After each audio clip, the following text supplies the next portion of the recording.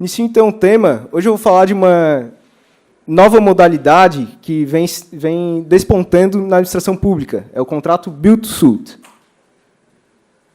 Bom, antes de fazer um breve resgate histórico do Instituto Contratual, é preciso conceituar o que é o contrato Build to Suit. É um contrato, então, de locação ajustada, em que o locador procede à prévia aquisição, construção ou reforma substancial de um bem imóvel para que atenda às necessidades e especificações colocadas pelo locatário no contrato. O próprio termo significa construído para servir ou feito sob medida, denota essa característica primordial do contrato. No âmbito privado, o surgimento é da década de 50 nos Estados Unidos, utilizado, então, por corporações para fazer shopping centers, galpões industriais, estabelecimentos comerciais de grande porte, em que necessitava essa especificação da construção, ao mesmo tempo que o empreendedor não tinha, então, aquela verba inicial necessária para a construção do imóvel. Posteriormente, houve uma expansão, então, para os mercados asiáticos e europeu, até que, em meados da década de 90, chegou ao mercado brasileiro essa nova modalidade de locação. Cumpre ressaltar que no mercado privado, no âmbito privado. Somente em 2012 que houve, então, a positivação desse tipo de contrato no nosso ordenamento, por meio da Lei 12744 de 2012, que incluiu o artigo 54A na Lei de Locações. Tem algumas disposições específicas que se aplicam ao âmbito privado, que aqui não nos cabe mencionar, mas, enfim, quem tiver mais curiosidade pode pesquisar depois na lei e outros autores que falam sobre o tema. Então, vamos finalmente ao que nos interessa hoje. Na administração pública, como funciona esse contrato? Bom, as primeiras experiências que se pode encontrar é na Justiça Federal do Paraná, na sede do imóvel sede da Justiça Federal, no município de Campo Mourão, nos municípios de Praia Grande e Guarulhos, ambos municípios paulistas, também se utilizaram dessa espécie contratual como pioneiros. Na Justiça Federal do Paraná, foi a construção para a sede do imóvel, que funcionaria a subseção judiciária, e nos municípios paulistas, esse tipo de contrato foi utilizado para locação sob medida de escolas, postos de saúde, edifícios desse tipo, como ginásio, posto de saúde, creche, escolas. Determinados déficits de imóveis públicos naquelas localidades foram concluídas pela administração pública e optou-se, então, por essa hipótese contratual. Um importante precedente no nosso ordenamento, Acórdão 1301 do Tribunal de Contas da União. Foi o primeiro documento jurídico que tratou do tema em nosso ordenamento. E tratou-se, então, de uma consulta realizada pelo Conselho Superior da Justiça do Trabalho, em que houve a seguinte questão àquele órgão de contas. É possível a dispensa de licitação na locação Build to Suit? A resposta do tribunal foi positiva, aplicando o artigo 24, inciso 10 da Lei de Licitações, desde que cumpridos alguns requisitos. Então, seria necessário a localização ser um aspecto primordial da ocupação do imóvel, essencial à atividade administrativa desempenhada, não haver nenhuma outra opção naquele âmbito do ente público, ou seja, naquela esfera de governo, naquela localidade, obviamente, e o valor da locação está condizente com o valor de mercado praticado naquele local. Outro importante tema que foi abordado nesse acórdão foi também a menção ao GSA, o órgão de administração norte-americana que gerencia os imóveis naquele país.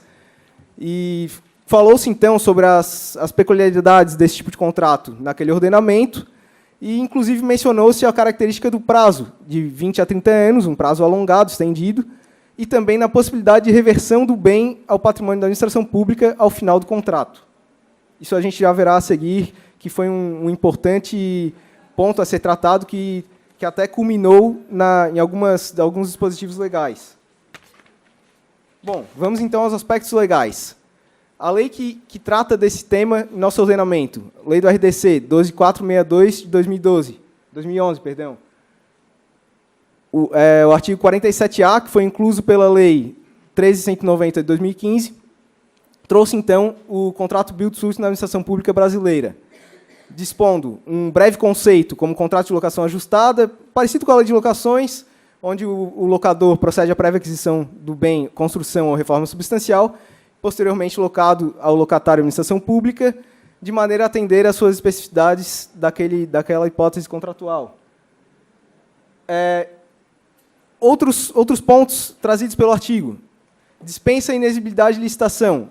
A princípio, a regra seria, aliás, a obrigação de ser feita a licitação, podendo ter a dispensa naqueles casos das locações comuns, então o artigo 24, inciso 10, conforme os requisitos já dispostos pelo acórdão do Tribunal de Contas da União. A possibilidade de reversão do bem à administração pública ao final do contrato. Aqui, então, uma inspiração clara na disposição do GSA americano, em que prevê a possibilidade do bem reverter ao patrimônio público ao final do contrato. Funcionaria, então, o contrato como uma espécie de financiamento da operação, não apenas uma mera alocação.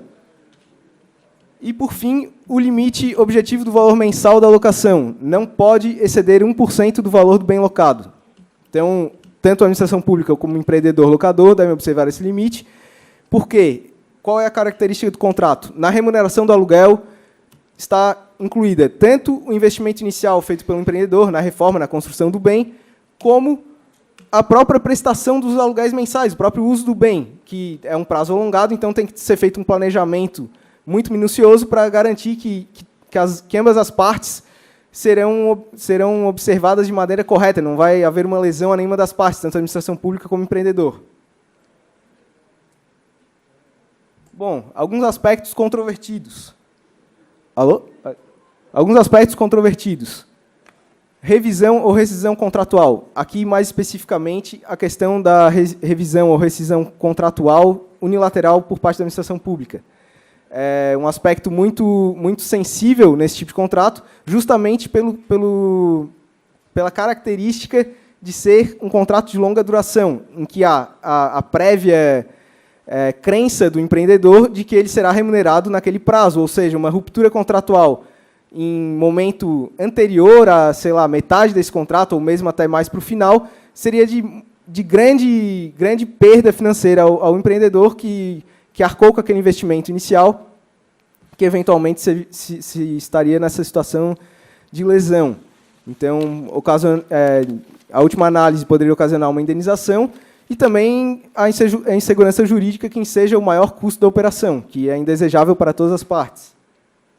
Questão do prazo.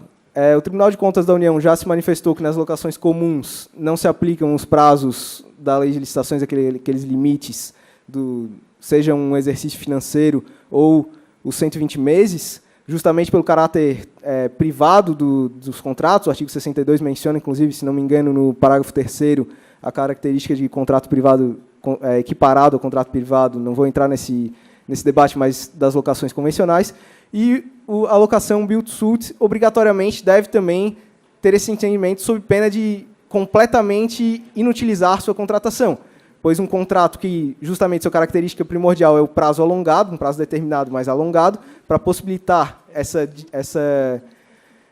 dissolução, não, essa dissolução, digamos assim, do investimento inicial ao longo do prazo, é um elemento fundamental, então não teria razão de ser o contrato se fosse um prazo limitado, um prazo exíguo. A questão do direito de superfície. Outra questão importante, que inclusive aquele precedente da Justiça Federal do Paraná, no município de Campo Mourão, foi efetuada a cessão de direito real de superfície, pois o imóvel construído foi construído sobre um terreno que já era da administração pública, ou seja, houve a cessão de direito real de superfície para que o empreendedor locador pudesse edificar o imóvel sede da Justiça Federal naquele imóvel da administração pública. Nessa hipótese, logicamente, será obrigatória a cláusula de reversão do bem, pactuada já no início do contrato, pois uma construção num imóvel, num terreno público, ao final do contrato, terá que ter essa reversão do bem à administração pública, que foi também o que ocorreu no município de Campo Mourão, Justiça Federal do Paraná. Bom, passamos agora, então, a algumas vantagens do contrato Build-to-Suit na administração pública. Quando comparado com obras convencionais, baixo impacto financeiro inicial, não há esse investimento de grande monta por parte da administração pública na cabeça, não há esse desmobilização de capital, o que possibilita aplicar essa verba em outros aspectos, outras questões, finalidades mais precípitas da administração pública, e também, num cenário de limitação orçamentária, conforme o que vivemos hoje, e que se mostra de maneira bastante, até gravosa em alguns aspectos, ao gestor público de ter dificuldade em alocação de recursos e contratações, é uma saída viável. Um bem construído sob medida. O bem será exatamente feito da forma com que as necessidades da administração pública exigem, ou seja, não vai mais ter aquela história de alugar um prédio residencial para ter um órgão público. Quem já trabalhou em situações assim sabe que além do próprio servidor, se vem uma situação muitas vezes desconfortável, o próprio usuário da administração pública, o próprio cidadão que vai lá por algum motivo receber a prestação de serviço público, também é prejudicado. Então, determinados serviços públicos exigem que o edifício sede daquele órgão seja feito de uma maneira a consecução correta daquele fim. Ou seja, um hospital deve ser um hospital, não deve ser um prédio residencial adaptado. Uma escola deve ser feita como tal, com quadras, com área de convivência, enfim, refeitório. E nesse sentido, o contrato Build-to-Suit permite a alocação ajustada exatamente das necessidades, ou seja, não faz sentido fazer uma alocação Build-to-Suit desde que não seja para cumprir as especificações do locatário, da administração pública. Preservação do investimento. Aqui na hipótese da reversão do bem ao final do contrato ao patrimônio da administração pública. Seria uma vantagem quando comparado às locações convencionais. Porque na locação convencional, que não há esse acerto, o que acontece? A administração pública muitas vezes tem que fazer diversos gastos com reformas, com adaptações, para que o imóvel locado fique minimamente aceitável à prestação de serviço público, e ao final do contrato, esse gasto que foi feito com essas adaptações, com essas reformas, passa automaticamente para o patrimônio do locador. A administração pública não é indenizada, em geral, em regra, por esses investimentos realizados. No contrato Build-to-Suit, com a cláusula de reversão do bem ao patrimônio da administração pública, funcionaria como uma espécie de financiamento, e então não teria esse desperdício financeiro daquele investimento realizado. Por fim, uma das talvez maiores vantagens do contrato é a flexibilidade na ocupação de imóveis. A possibilidade de atender demandas contemporâneas. O que é isso? Hoje, pode ser que uma demanda da administração pública seja na área escolar, ou seja, a gente precisa construir escolas, a população está numa faixa etária de crianças e jovens, tem um déficit de imóveis que possam servir para escolas, universidades, enfim, creches. Então, é uma necessidade da administração pública nos dias de hoje. Daqui a 20, 30 anos, não sabemos qual vai ser a necessidade da administração pública, muito menos de quais imóveis ela vai necessitar, ou de determinada localidade.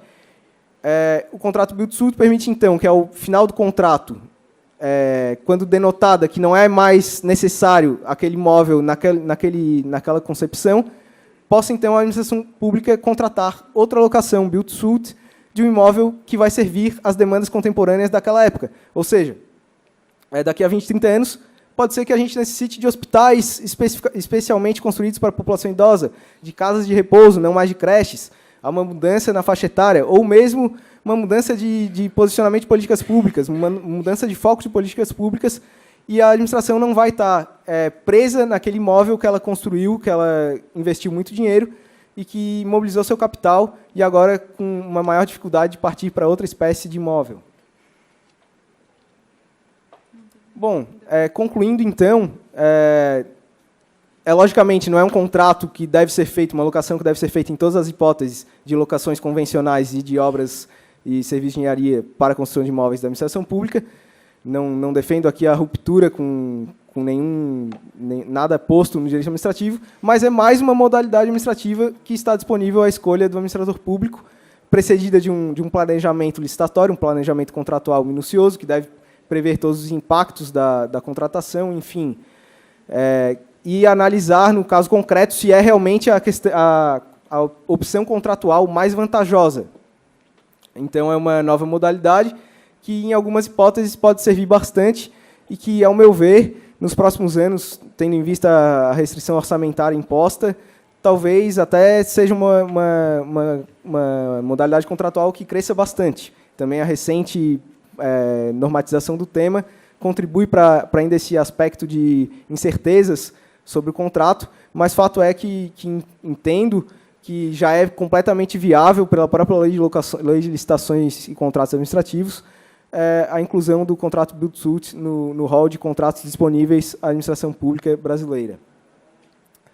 Agradeço, então, e estendo o convite para quem se interessou pelo tema e querer saber um pouco mais.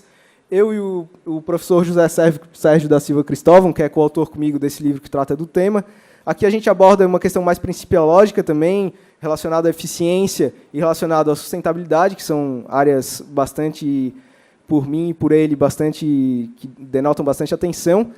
E quem quiser, então, nós estaremos ali no primeiro andar fora, lançando esse livro. Quem tiver interesse em bater um papo sobre o livro, estaremos ali disponíveis, com certeza, com um grande prazer em recebê-los. Agradeço, então. Passo a palavra para a presidente de mesa. Obrigado. Oi.